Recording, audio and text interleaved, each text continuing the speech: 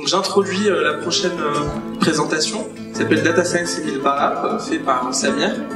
Donc le sujet, ça va être la science des données, donc l'informatique appliquée aux données sur Internet. Et nous, la question qu'on va se poser en fait, c'est comment est perçu le Maroc et l'Afrique sur Internet. Donc sur trois thématiques qui très logiquement vont toucher le Maroc, le tourisme qui est super important, l'investissement, la technologie. On a choisi ces trois thématiques pour commencer. Et on va se donner comme objectif, comme défi, de regarder tout Internet, tout le web, autant sous toutes ses formes, et de se dire, est-ce que le Maroc est perçu comme un pays touristique, correctement, pas correctement, c'est quoi les points positifs, négatifs, etc. sur ces trois domaines. Alors le challenge est important parce que Internet c'est très grand. Internet c'est très grand. Là on vous a mis quelques chiffres.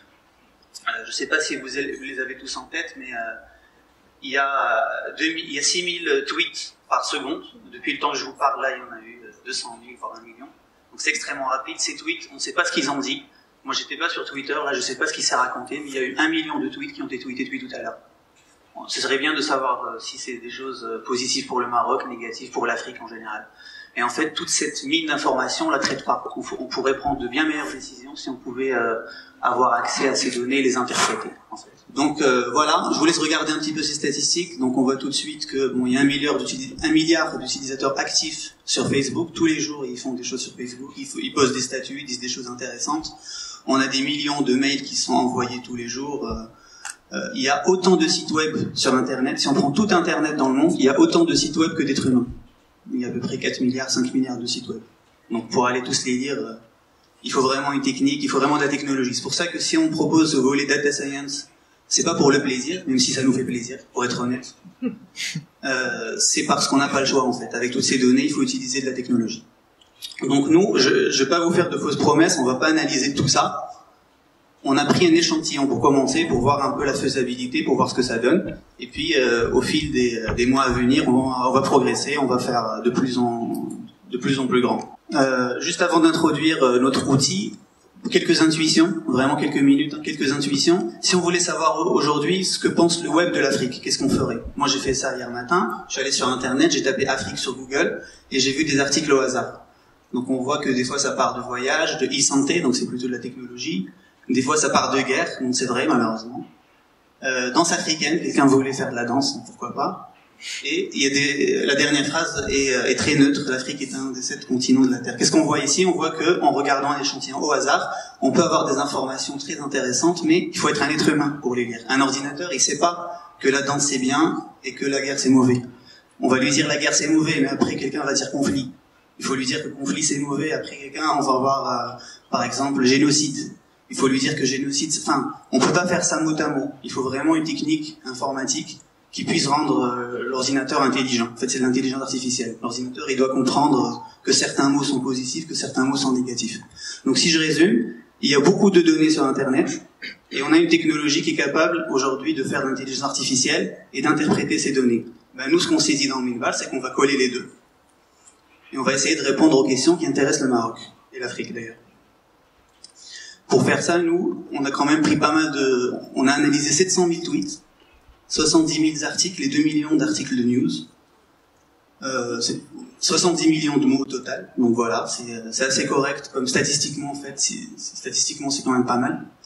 Et sur la base de toutes ces données, on a construit ce qu'on appelle une mesure sémantique, qui nous permet de dire ce qu'on disait tout à l'heure. C'est-à-dire, guerre et conflit, c'est presque la même chose. L'ordinateur, quand tu lui donnes 70 millions de mots avec le bon algorithme, on ne va pas rentrer dans le détail de l'algorithme, quand tu lui donnes l'algorithme et les données, il est capable aujourd'hui de dire que guerre et conflit c'est la même chose.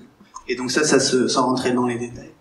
C'est du text mining et ça revient en fait à considérer un petit peu que les mots sont représentés par des vecteurs, que football et rugby c'est similaire, que chat et chien c'est similaire, et que football et chien ça n'a rien à voir. Donc on va pas rentrer dans les détails des vecteurs, d'accord, parce que ça c'est...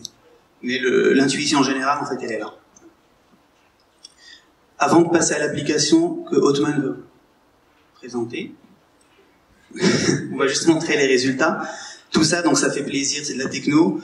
On peut aimer... En tout cas, les résultats, en partant avec 1000 tweets,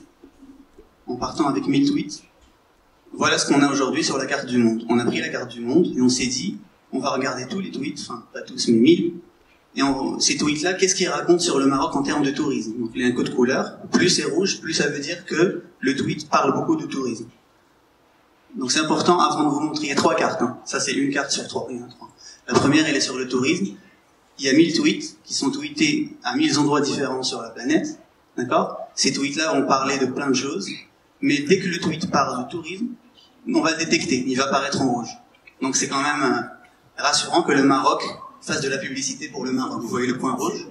Et le Maroc, c'est normal, on fait de la publicité pour notre pays. On voit quelques petites... on voit qu'en Amérique, là-bas, entre le Mexique et les États-Unis, il y a du rouge. Il faut comprendre pourquoi. Est-ce que il y a un vrai message derrière ou pas? Donc, pour comprendre pourquoi, il faut faire plus que 1000 tweets. Ça, c'est une maquette qu'on fait aujourd'hui, mais on va pas s'emballer tout de suite et dire que le Mexique fait de la publicité pour nous. On va prendre un peu de recul et regarder pourquoi. Juste pour vous montrer que tout ça, c'est vraiment très concret. Sur les 1000 tweets, le tweet numéro 89, il dit Most Memorable Destination, que le Maroc est la destination très mémorable. Et le 403, il dit, selon le Figaro Magazine, Marrakech est le numéro 1 parmi les places les plus intéressantes au monde. Enfin, ça permet vraiment, si demain quelqu'un veut surveiller la réputation du Maroc, il va pas lire 1000 tweets, hein, il va en lire 2, qui sont en bas. Il fait tourner notre application, il y a les 2 qui ressortent, et il sait tout de suite à quels endroits on a parlé du Maroc. Je vais laisser la parole à Ousmane pour vous montrer l'application qui généralise tout ça. Donc sur l'application, on va retrouver ça, et elle fait même plus que ça, l'application, je te laisse la présenter. Bravo. Merci beaucoup, Samir. Comme on peut le voir aujourd'hui, justement, grâce aux API, puisque Twitter a une API comme la plupart des réseaux sociaux, il est possible de requêter un ensemble d'informations en rapport directement du texte qu'on souhaite rechercher. Donc là, c'est le Maroc, c'est l'Afrique. Il est possible de le faire sur un ensemble d'autres sujets. Donc quand nous, on introduisait le civic media, civic tech, data journalisme, c'est le fait de dire qu'aujourd'hui on est capable de raconter une histoire plate en prenant certains éléments, et je pense que Samir l'a parfaitement illustré, mais il est aussi possible simplement de donner à disposition, tout un chacun, l'outil pour que lui-même puisse rechercher ce qui l'intéresse. Et donc c'est bien l'objet de cette application, qui est la première application donc, de Minbab, et on espère qu'il y en aura beaucoup d'autres. Et c'est d'autant plus intéressant que là, toutes les technologies qui ont été utilisées sont open source. Donc on est dans une logique où on utilise ce qui est ouvert et ce qui est gratuit, ce qui est documenté. Donc en mettant un peu d'intelligence, on peut comprendre des choses.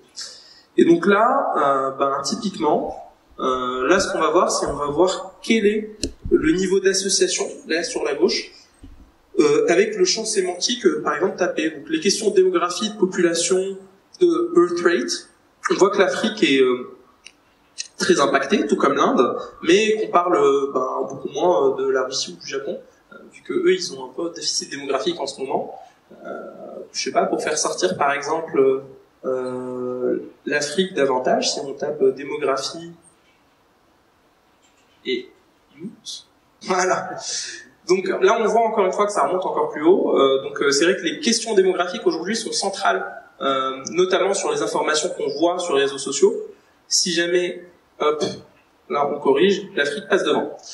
Donc ce qui est assez intéressant, c'est que finalement, en associant certains champs sémantiques spécifiques, on voit tout de suite quelle est l'exposition des régions du monde, de certains pays, de manière très spécifique.